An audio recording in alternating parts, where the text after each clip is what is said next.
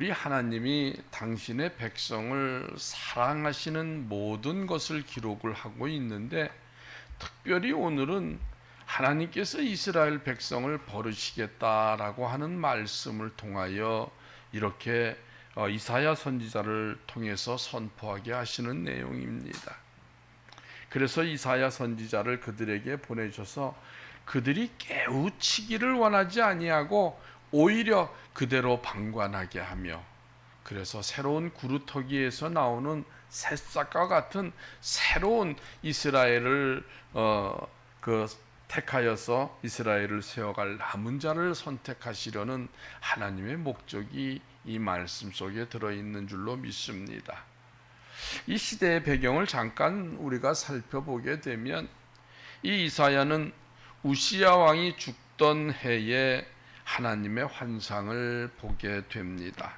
1절로부터 4절까지의 내용이 바로 그런 내용이지요. 환상 가운데 하나님 보좌 앞으로 인도를 받게 됩니다. 여기에 나오는 우시야 왕은 하나님을 경외하는 왕이었고, 남유다의 경제적인 활동으로 내적으로 살찐 그러한 생활을 할 수 있도록 경제적으로 부흥을 일으켰던 왕이고, 외적으로는 나라의 위상을 높인 훌륭한 왕이었습니다. 그러나 그의 역대기를 가만히 살펴보면 그 역시도 하나님 앞에 참으로 잘했다 칭찬받는 왕이었음은 분명하였지만, 산당을 제거하지 못하고 그 산당에서 백성들과 함께 하나님께 예배를 하였던 그런 하나님께 불충한 자였음을 우리들에게 보여줍니다. 결국 백성들과 함께 산당에서 제사와 분향을 드리다가 하나님으로부터 벌을 받게 되고, 그는 죽는 그날까지 이 문둥병에 걸려서 그리고 끝내 외롭게 죽어간 왕이 바로 우시야 왕입니다. 나라가 어수선할 수밖에 없지요. 나라를 정치하던 통제하던 왕이 죽었으니 그 나라의 모든 상황은 어수선한 상황이 될 수밖에 없습니다. 백성들은 나라를 염려할 수밖에 없게 되고, 또한 통제력이 이렇게 약해지다 보니까 백성들은 자기가 하고픈 모든 행동들을 자유롭게 하는 지경에 이르게 됩니다. 바로 이때에 하나님께서 이사야 선지자를 부르시는 거예요. 하나님의 계획을 그대로 이사야 선지자에게 전하기 위해서이고, 그래서 이사야는 많은 스랍들, 그러니까 주의 천사들이 하나님을 호위하고 있는 그때에 그곳에서 이사야는 거룩하신 하나님을 면전에서 뵙게 됩니다. 어쩌면 지금의 이 상황들을 보게 되면 하나님으로부터 심판을 받아 나병을 얻게 되고 문둥병으로 죽음을 맞이하여 초라하게 죽어간 우시야 왕과, 그리고 영원하신 왕 우리 하나님을 대조해 볼 수 있는 것입니다. 위태롭고 불안한 시기에 하나님은 압도적인 영광을 지금 이사야에게 드러내 보여주고 있는 거예요. 우리의 진정한 왕이시고 하나님이신 지금 이 순간에도 우리의 삶을 다스리시며, 그래서 홀로 영광을 받으시기에 부족함이 없으신 분이 하나님이신 줄로 믿습니다.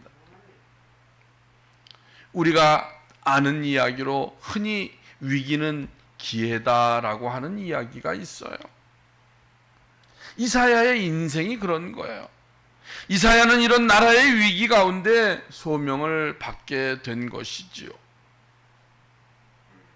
지금 우리는 바로 이 위기 가운데에서 이사야에게 하나님은 어떠한 소명을 주셨고, 이사야는 또 어떠한 그러한 삶의 우리가 이사야에 전하는 그러한 상황 속에서 우리의 삶에 무엇을 적용해야 할지를 생각해 보기를 원하는 것입니다. 우리가 생각해 볼 때 우리 주위에 의사들은 굉장히 많이 있어요. 그 의사들 가운데 정말 병을 잘 고치는 사람을 우리는 명의라고 이렇게 그들을 호칭을 합니다. 진정한 명의는 환자가 아파서 왔을 때 어디가 아프냐, 그래서 청진기를 대보고 약을 처방해주고 이것을 이틀 동안 하루에 3번씩 꼬박꼬박 드십시오라고 보내는 의사가 바로 진정한 명의라고 할 수 있는가? 진정한 명의라고 한다면 이 사람이 왜 이런 질병이 당신에게 생겼고 이 약을 먹고 언제까지 먹게 되면 여러분의 병이 나을 것이고 병이 나은 가운데에서도 여러분의 식단은 어떻게 하고 앞으로의 생활은 이렇게 저렇게 해야 합니다라는 차후의 모든 그 이후의 생활까지 식생활의 문제라든지 이 철저한 예방 상식까지 다 가르쳐 줄 때에 우리는 진정 그 사람을 명의라고 이렇게 이야기할 수 있는 것이지요. 그 환자의 그 과정 생활 속에서 모든 것을 추적함으로써 왜 이 사람에게 이런 질병이 오게 되었는가를 이렇게 생각하게 하고 추적하여서 예방시키려고 하는 것이, 그런 의사가 바로 명의가 될 수 있는 것입니다. 그리스도인 역시도 자신의 믿음이 저해되든지 문제가 발생을 하면 나의 신앙생활이 어디서부터 잘못되어졌는가를 우리가 되돌아볼 수 있어야 된다라는 것이에요. 그래서 여기가 잘못됐구나, 내가 이런 생활을 하다 보니까 주일 성수를 제대로 못하는구나, 내가 이 일에 심취하다 보니까 세상과 타협할 수밖에 없고 세상의 욕심을 구하고 나의 유익을 위해서 이렇게 하나님께 시간을 할애하기보다 세상 가운데 시간을 더 허락하는구나 라는 것을 보고 알았을 때에 자기의 스스로 잘못된 것을 고치게 되고 그리고 회개하게 되고 그러한 신앙의 양심을 통해서 똑같은 삶을 반복해가는 것이 아니라 개선하여 신앙을 좀 더 하나님 앞에 바르게 영위해 나갈 수 있도록 개선해 나갈 수 있는 거라는 거죠.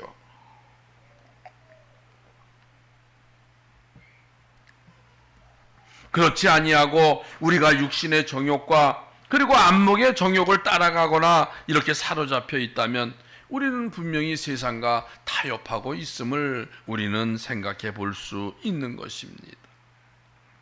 바로 불의와 함께하기 때문에 우리의 유익을 구하고 있음을 우리는 분명히 발견할 수 있다라는 것이에요. 이러한 삶을 살 때에 당장은 앞으로의 비전이 보이는 것 같고 당장은 내가 살기가 좋고 소득이 늘어나고 기쁘고 나를 기쁘게 하는 그런 즐거운 시간들이 될 수 있을 것 같지만 결국은 점점 더 나를 병들게 하고 그리고 타락하게 하고 결국은 하나님을 멀리하게 하며 죄의 종노릇을 하게 한다라는 것이지요. 하나님의 백성들은 언제나 거룩한 습관들로 규칙적이고 실생활의 말씀을 적용해야 하는 줄로 믿습니다. 그럴 때에 우리는 하나님의 말씀 가운데 살아야 된다라고 한다는 사실을 더욱더 알게 되는 것이에요. 이런 삶을 살 때 우리는 하나님과의 신뢰관계를 회복할 수 있는 것이고 그 신뢰는 곧 하나님과의 관계를 더욱 회복시키는 기회가 되는 줄로 믿습니다. 이사야를 볼까요? 하나님의 갑작스러운 출현 앞에 이사야는 죽음의 두려움을 경험을 합니다. 5절 말씀입니다. 5절을 보니까 그때 내가 말하되 화로다 나여 망하게 되었도다 라고 이렇게 이야기를 하고 있어요. 왜 이 이사야가 하나님의 영광을 바라보았을 때에 왜 화로다라고 이렇게 이야기하면서 나로 하여금 나여 망하게 되었다라고 이렇게 이야기를 하고 있을까요? 그는 자신이 입술을 부정한 자라고 이렇게 자신을 이야기하고 있습니다. 거룩하신 하나님을 보았기 때문에 그에게는 죽음 외에 다른 것을 생각할 겨를이 없어서 그랬을지도 모릅니다. 우리가 성경을 보면 거룩하지 않은 우리들의 죄성으로서 하나님의 얼굴, 하나님의 영광을 바라볼 때에 우리는 죽을 수밖에 없다라고 이렇게 이야기를 합니다. 이사야는 자기 자신의 입이 부정하다고 먼저 시인을 하고 있어요. 이사야가 입에 욕을 달기 때문에 내 입술이 부정하다고 이야기할까요? 그 입으로 부정을 저지르고 남을 저주하거나 남을 축복하는 말씀이 아니라 저주하는 말만을 자주 하기 때문에 자기 입술이 부정하다고 이야기를 하고 있을까요? 그리고 그가 하나님께서 먹지 말라는 우상의 제물을 먹거나 부정한 음식을 먹어서 자기 입이 부정하다고 이렇게 생각할까요? 그런 것이 아니라 10절을 보니까 뭐라고 이야기합니까? 이 백성의 마음을 둔하게 하며 그들의 귀가 막히고 그들의 눈이 감기게 하라. 염려하건대 그들이 눈으로 보고 귀로 듣고 마음으로 깨닫고 다시 돌아와 고침을 받을까 하노라 라고 이렇게 이야기를 하고 있어요. 그렇게 이야기하면서 뭐라고 말씀하십니까? 이사야가 환상 중에서 왕이신 여호와를 본 것은, 그리고 그분의 하시는 말씀은 너무 타락하고 하나님을 멀리하는 생활을 하였기 때문에 그렇다라는 것을 이야기하고 있습니다. 지금 유다 백성들의 운명이 심판으로만 끝날 것이 아님을 지금 시사해 주고 있는 내용이에요. 10절의 내용이 바로 그렇잖아요. 이 백성들의 마음을 둔하게 하고 있지 않습니까? 오히려 저들에게 찾아가서 너희들의 귀가 뚫리고 너희들의 눈을 밝히 보아서 하나님의 영광을 바라볼 수 있고 하나님이 원하시는 뜻이 무엇인지를 너희들이 깨달아 알으라고 이렇게 이야기를 해야 되는데, 오히려 너희는 눈을 감긴 채로 너희의 귀는 닫힌 채로 너희의 입은 뭐라고 이야기하고 있습니까? 깨닫지 못하게 하라고 이야기를 하고 있는 거예요. 바로 하나님께서 이들에게 어떠한 벌을 내리시기 때문에 이렇게 하라고 이야기를 하고 있을까요? 과연 하나님께서 나의 입술을 통해서 이들을 어떻게 이들을 깨우치거나 이들에게 이 말을 전해야 할지를 염려하는 그런 엄청난 사명을 감당할 수 있겠는가라는 그러한 뜻에서 그런 염려가 앞서고 또한 나의 부정함을 고백하고 있는 거야. 그 이유는 어디에 있습니까? 5절 하반절에 보니까 그 내용이 그대로 있지 않습니까? 나는 입술이 부정한 사람이요 나는 입술이 부정한 백성 중에 거주하면서 만군의 여호와이신 왕을 배웠기 때문이다. 입술이 부정한 것은 내가 욕을 해서가 아니라, 부정한 음식을 먹어서가 아니라, 남을 저주해서가 아니라 부정한 백성들과 함께 동거하고 함께 살았기 때문에 그렇다라는 거예요. 이사야의 부정은 개인적인 문제를 얘기하고 있는 것이 아니에요. 공동체의 부정함에서 기인하고 있음을 이야기하고 있는 것이지요. 부정한 물건이나 부정한 사람과 같이 접촉을 하게 되면 그 사람도 부정해지지 않습니까? 부정한 이스라엘 백성들과 함께 살았기 때문에 부정했다라는 것을 고백하고 있는 거예요. 자신도 마찬가지로 백성들과 같이 부정한 자라고 일치하고 있는 거예요. 하나님의 백성이 거룩한 백성의 삶을 살지 아니하고 세상 가운데 타락한 백성들과 살게 되기 때문에 나에게는 거룩의 그러한 때가 묻는 것이 아니라 세상 속에 세속의 때가 내 가운데 묻게 된다라는 것을 이야기하고 있는 거예요. 그래서 서랍 중에 하나가 이사야의 고백을 들은 후에 어떻게 합니까? 부정한 이사야의 입술을 부적가작으로 제단에 피운 숯을 가지고 이사야의 입술에 대어서 부정한 죄를 사하게 하는 것입니다. 이것은 이사야를 통해서, 이사야의 입을 통해서 하나님의 입을 대언하게 하시기 위함인 것이죠. 지금 이사야를 부르신 하나님의 이유는 어디에 있습니까? 이스라엘의 위기 때문에 그런 거예요. 백성들이 왕이 죽게 되자 이 나라를 걱정을 하고 하면서 위안을 받으며 백성들이 삶을 더 영예롭게 살아야 됨에도 불구하고 오히려 위태로운 상황이 되다 보니까 백성들조차도 나름대로 다 자기의 살 길을 찾아가게 되는 것이죠. 그러니 하나님이 하지 말라는 제사와 우상도 하고 저들이 자기의 유익을 위하여서 자기의 취할 것을 취하기 위하여서 남들에게 못된 행동도 하고 하나님이 하지 말을 그런 율법을 벗어난 행위를 저들이 하고 있다라는 거예요. 그러니 이제 우리 삶 속에 있었던 그 하나님이 온데간데 없어졌어요. 내 마음속에 하나님이 좌정하셔서 우리의 삶을, 우리의 모든 생활을 주장하시던 그 하나님이 없는 거예요. 그러니 모든 것들을 내 마음대로 내가 하고 싶은 대로 이렇게 생활을 하게 되었다라는 것이지요.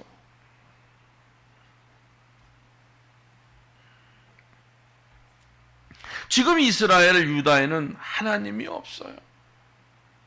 이스라엘 백성들의 부정과 죄가 이미 도를 넘어섰다라는 것입니다. 여러분들은 포기한 인생을 보았습니까? 우리 삶을 사는 우리 주변에서도 워낙에 죄를 많이 짓게 되면 부모도 자식을 버릴 수밖에 없고, 세상도 인권이라는 것이 있는데 그 인권이 있음에도 불구하고 그 한 사람을 유기시키는 일에 모두가 동조하는 모습도 보게 되지 않습니까? 잘못 한번 죄를 지은 자들은 용서도 해줍니다. 그러나 반복되어 이 죄를 짓는 사람들은 그를 선도하려고 하고 교육하려고 하고 가르치기로 하여서 변하여 새 사람이 되기를 원하지만 그렇게 하지 않는 사람들이 얼마나 많습니까? 그를 옥에 가두기도 하고 몇 년 동안 옥살이를 한 이후에 바깥에 나와서는 또 똑같은 일을 반복하고 오히려 그 안에서 못된 사람들과 같이 그 안에서 같이 생활하다 보니까 그 못된 기술을 배워갖고 와서 세상 속에 그대로 힘없는 사람들, 약자들을 유기하거나 강간하거나 남의 것을 훔치는 일이나 도둑질하거나 사기치는 일에 그들이 사용되어져 있는 것을 우리는 보게 됩니다.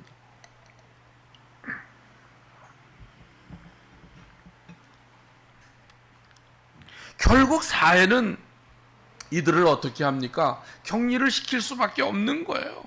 무기징역으로 다스리거나 아니면 끝내 사형을 언도하여서 이 세상과 결별하게 하는 것이 사회법 아닙니까?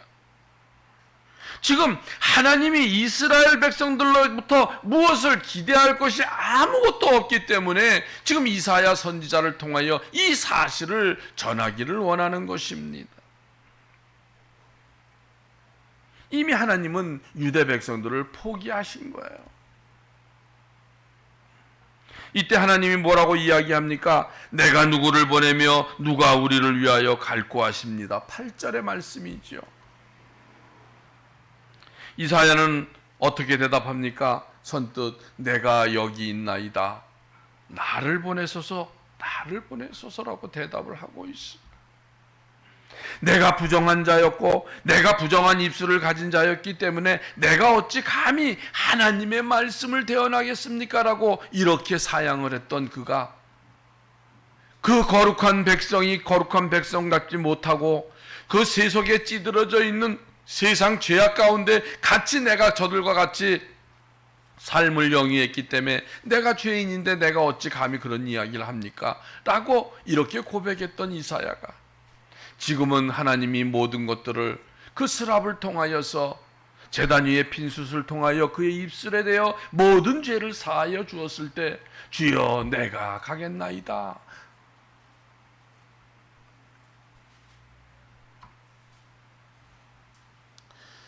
과거에 자신은 부정했던 자들로 저들과 함께했던 그러한 모습들을 회개하고 있는 거예요. 용서를 받게 되자 감격하여 하나님의 일에 선뜻 나설 수 있었다는 사실을 우리들에게 보여주고 있습니다. 하나님과 동행하는 삶을 사는 성도는 언제나 자신의 삶을 되돌아봅니다.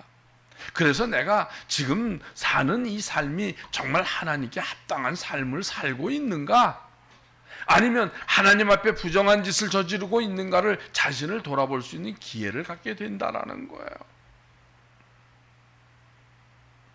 그래서 언제나 성도는 자신의 삶 속에서 내가 얼마나 하나님 앞에 합당한 삶을 살고 있는가를 늘 이렇게 하나님께 감사함을 전할 수 있어야 되는 것이고, 잠시 잠깐 하나님을 외면하고 하나님을 잊어버리고 있을 때에 우리는 나도 모르는 사이에 세상과 타협하고 있음을 우리는 그것을 확인하게 되고, 그것을 확인하면 결국은 하나님께 회개를 해야 하는 것이 우리 성도들의 본연의 임무인 거예요. 그런데 저렇게 세상 가운데에서 하나님을 잊어버리고 자신들의 부정함과 함께했던 모습들을 회개하지 아니하고 용서받기를 거부하는 저 이스라엘 백성들에게 하나님은 그 백성들을 깨우치라고 이사야 선지자를 사명을 주어 보내는 것이 아니라 지금 죄악 가운데 그냥 그대로 내버려 두라고 이야기를 하고 있는 거예요. 저들을 둔하고 미련하게 하여서 깨우치지 못하게 하라고 지금 이사야 선지자에게 주문을 하고 있는 거예요. 이 말은 어떻게 보면 하나님이 이스라엘 백성을 택한 저들의 하나님의 백성이긴 하지만 이미 저들을 저주하고 있는 것 아닌가요? 관심을 가지지 않겠다는, 유기하겠다는 하나님의 마음을 그대로 드러내 보여주고 있는 거 아닌가요? 참으로 충격적인 말이 아닐 수 없습니다. 9절과 10절을 함께 볼까요? 9절과 10절의 내용이 무엇입니까? 9절을 보니까 여호와께서 이르시되 가서 이 백성에게 이르기를 너희가 듣기는 들어도 깨닫지 못할 것이요 보기는 보아도 알지 못하리라 하여 이 백성의 마음을 둔하게 하며 그들의 귀가 막히고 그들의 눈이 감기게 하라. 염려하건대 그들이 눈으로 보고 귀로 듣고 마음으로 깨닫고 다시 돌아와 고침을 받을까 하노라 하시기로. 우리 하나님께서 저들에게 가서 저들의 마음을 둔하게 하라고 이렇게 이야기하고 있습니다. 너희는 듣고 또 들어라. 그러나 깨닫지는 말아라. 너희는 보고 또 보아라. 그러나 깨치지 말아라. 너희는 이 백성의 마음을 둔하게 하여서 그 귀를 무겁게 하여서 눈을 닫게 하고 눈으로 보지 못하게 하고 귀로 듣지 못하게 하고 마음으로 깨닫지 못하게 하라고 이렇게 이야기를 하고 있는 거예요. 저들에게 아무리 이야기해봤자 속위의 경일기가 되니까 저들을 깨우치려고 하지 말라라고 이야기하는 거예요. 이 말씀은 결국 저들은 선지자 이사야가 가서 선지자의 사명을 전하여도 이스라엘 백성들은 완고하여서 네 말을 듣지 않을 것이다. 마지막에 하나님의 심판을 피할 수 없게 될 것이라는 하나님의 계획을 그대로 드러내 보여주고 있는 거잖아요. 이스라엘 백성들을 회개시키기 위한 사명이 아니라 회개시키지 못하게 하는 사명을 띠고 지금 이사야는 저들 앞에 가는 거예요. 완악한 마음이 더 완악하게 하여서 결국 하나님의 놀라우신 그 심판을 확정지으시려고 하나님은 저들에게 이사야 선지자를 보내시고 계시는 거예요. 저들이 참으로 저들이 회개하고 돌아오면 어떨까?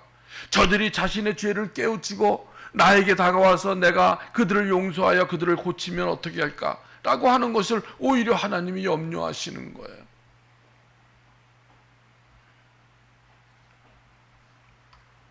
회개하고 돌아와서 잘못했다고 하나님만 백성답지 못하게 살았음을 고백하면서 저들을 또 내가 용서해 주어서는 그런 일이 생기면 어떻게 할까라고 하는 그런 하나님의 근심이 이 말씀 속에서 역력하게 드러나고 있는 거예요.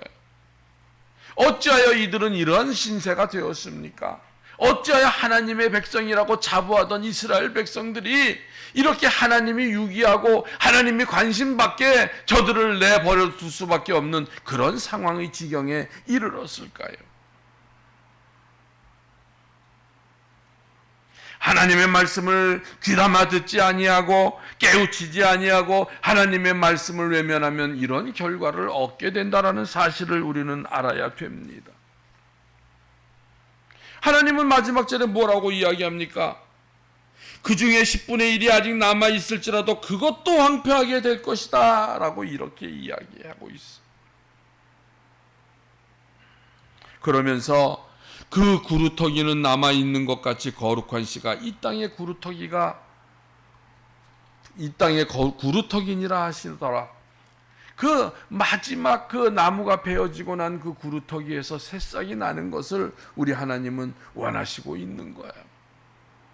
전쟁과 포화가 아무리 많은 사람들을 인명을 살상하고 건물을 파괴하고 이렇게 폭격이 그 빗발치는 그러한 상황 속에서도 살아남는 사람은 살아남아요.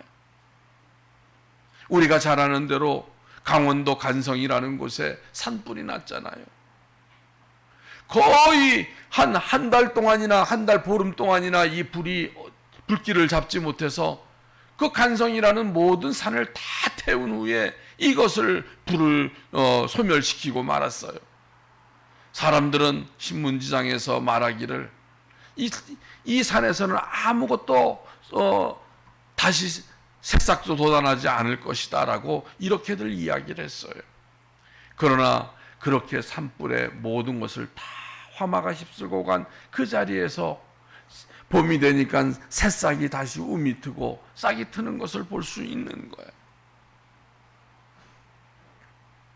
이러한 어려운 상황 속에서 폭탄이 쏟아지는 그러한 전쟁터에서도 또 이렇게 화마가 휩쓸고 간 이러한 그 산불 가운데에서도 지금 하나님이 심판을 하시고 있는 이스라엘 백성들 가운데에서도 더러 나중에 남은 자는 분명히 있을 거라고 생각을 합니다. 그러나 그 남은 자는 소수에 그칠 것이고 하나님은 차라리 그들 남은 자를 통하여서 이스라엘을 다시 세우겠다고 하시는 그러한 계획을 보여주고 계시는 거잖아요. 이러한 사실을 백성들에게 전한다는 것이 참으로 쉬운 일이 아니잖아요. 차라리 그 사람을 저주할 바에는 그 사람 앞에 가가지고 차라리 이러한 저주를 전하지 않는 것이 그 사람의 마음이 더 편할는지도 몰라요. 그들이 잘 되기를 축복하기보다 아니야 당신은 저주를 받아서 모든 일이 힘들어지고 어려울 거야, 당신은 망할 겁니다라고 하는 이야기를 전하는 사람의 마음이 어떻겠어요. 그러나 선지자는 그럼에도 불구하고 그러한 사실까지도 전해야 되는 거예요. 그것이 축복이 될지 그것이 심판이 될지 그거는 하나님만이 아시는 일이고 하나님이 지금 전하라고 하는 그 사실 그대로를 사실적으로 전해야 되는 것이 선지자의 소명인 것입니다. 우리가 잘 아는 대로 나단 선지자가 따윗 왕을 찾아가서 이런 말을 합니다. 한 성읍에 두 사람이 있는데 한 사람은 부하고 한 사람은 그 부한 그 사람은 양과 소가 힘이 굉장히 많았다고 해요.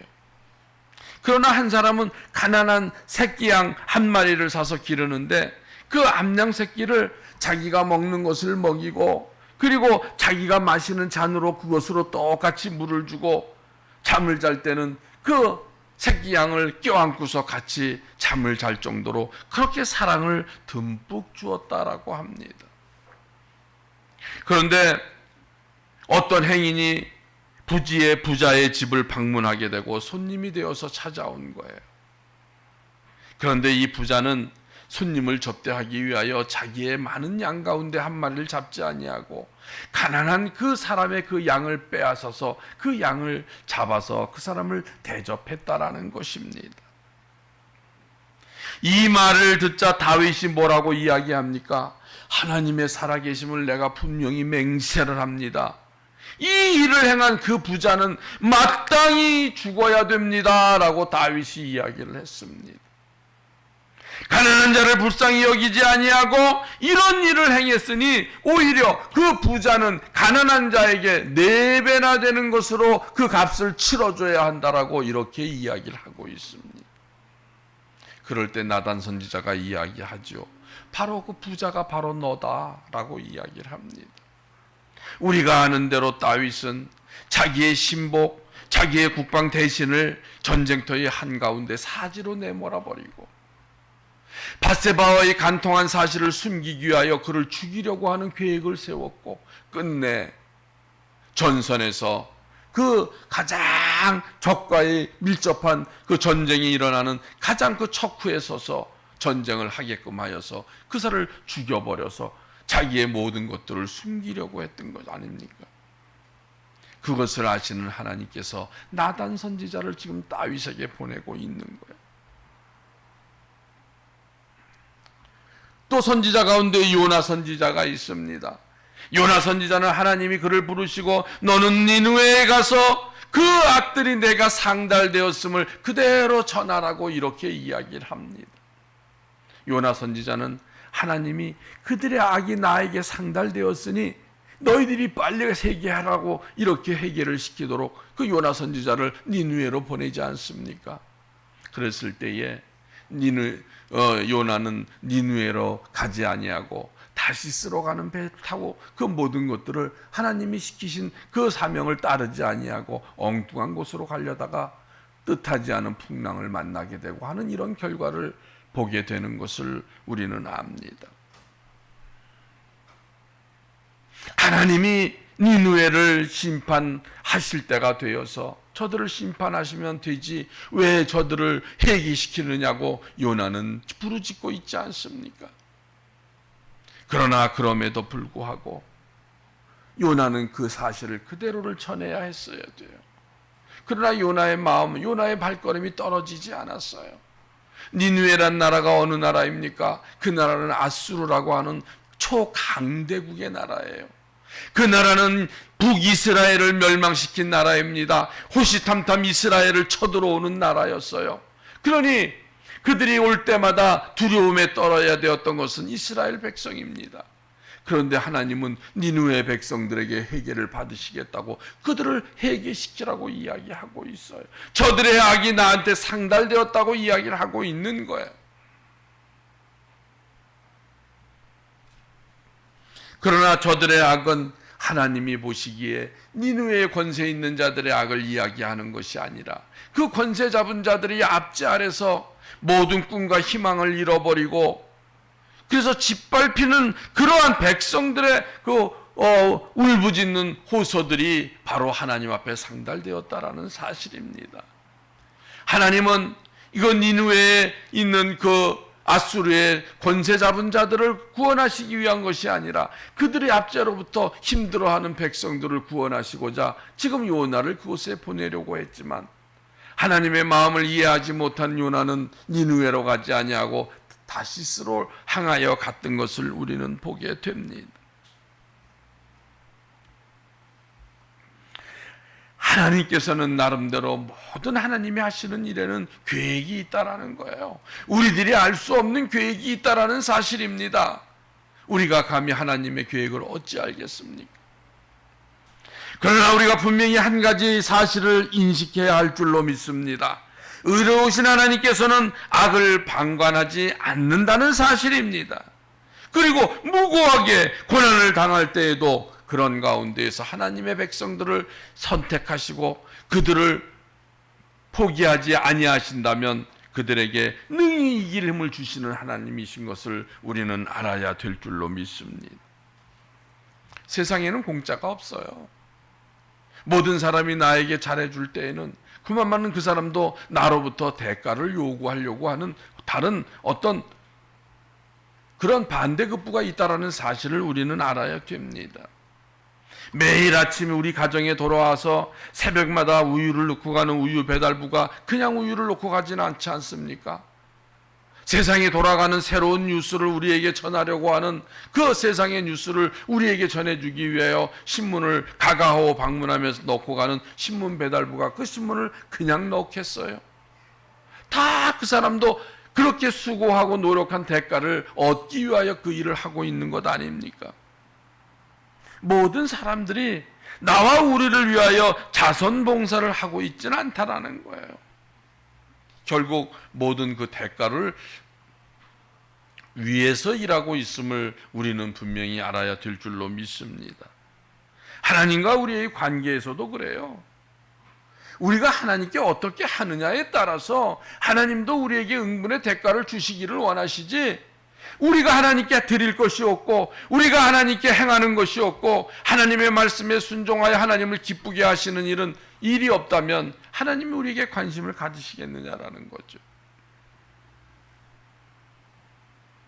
우리가 하나님의 자녀로서의 본분으로 매일 거룩한 습관으로 나의 삶과 행동에서 그리스도의 영광을 드러내며 또한 내가 하나님으로부터 받은 은혜를 나는 그대로 하나님께 표출을 해야 되는 거예요. 그렇지 아니하면 나는 너에게 10개를 주었는데 너는 그 하나도 나한테 줄 마음이 없느냐라고 한다면 하나님께서는 우리를 유기하실 수밖에 없다라는 것이죠. 계약을 파기할 수밖에 없는 거예요. 하나님은 우리를 자녀라 하지 않을 수도 있는 거예요. 하나님은 죄를 간과하지 않습니다. 착하고 충성된 종들의 부르짖음을 외면하지 않으시는 주님이시기에 우리는 바른 삶, 정직한 삶, 성도의 본분으로 축복된 삶을 살아야 하는 줄로 믿습니다. 하나님의 계획은 이 구루터기에서 새싹이 돋듯 멸망한 이스라엘에서 다시 거룩한 씨가 남아서 새 이스라엘의 역사를 새로 쓰실 계획을 가지고 계시는 거예요. 우리 성도들의 삶 속에서 하나님을 믿고 세례를 받고 하나님께 예배한 자였지만 그러나 하나님을 멀리하고 세상 가운데에서 세상과 타협하며 세상 사람들과 그것이 우리의 유익을 위한 일에 우리의 모든 온 정열을 쏟으며 하나님을 멀리하는 삶을 살 때에 과연 하나님은 그 사람을 너는 나의 착한 백성이고 너는 나의 자녀라고 그를 끝까지 하나님 나라의 백성으로 삼아 주실까요? 하나님은 분명히 지금 이스라엘 백성을 외면하시듯이 아마 그런 사람들에게 하나님은 역시 외면의 모습을 보여줄 줄로 믿습니다. 하나님의 계획은 구루터기에서 새싹이 돋듯 이스라엘 백성들을 다시 새로 쓰시고 그를 사용하실 계획을 세우시고 계시는 거예요. 세상 가운데 물들지 않는 성도를 하나님은 원하시고 계신다는 사실을 이 말씀 속에서 여러분들은 아시기 바랍니다. 그들의 무거운 짐을 내려놓도록 하시면서 우리 하나님께서는 우리에게 때로 힘들고 어려울 때마다 우리를 찾아와서 위로하시는 이유가 그런 거 아니겠어요? 우리 베델교회를 통해서 지금은 작은 교회이지만 그러나 구루터기의 새싹처럼 비록 지금은 외형적으로 드러낼 수 있는 모양이 아무것도 없는 그런 초라한 모습이지만 결국 이 구루터기의 새싹이 자라서 커다란 푸른 나무가 되도록 여러분들이 물을 주고 여러분들이 가꿀 때에 우리의 교회의 본질은 점점 드러날 줄로 믿습니다. 교회의 일꾼이 되어서 하나님께서 내가 누구를 보내며 누가 우리를 위하여 갈고 주님이 물으실 때 내가 여기 있나이다, 내가 가겠나이다라고 대답할 수 있는 여러분들이 되시기를 소원합니다. 그래서 매일 삶 속에서 언제나 주님을 기억하고 주님과 동행하며 주님께 함께 하시는 은혜 속에서 살아가시는 여러분들이 되시기를 소원합니다. 기도합니다.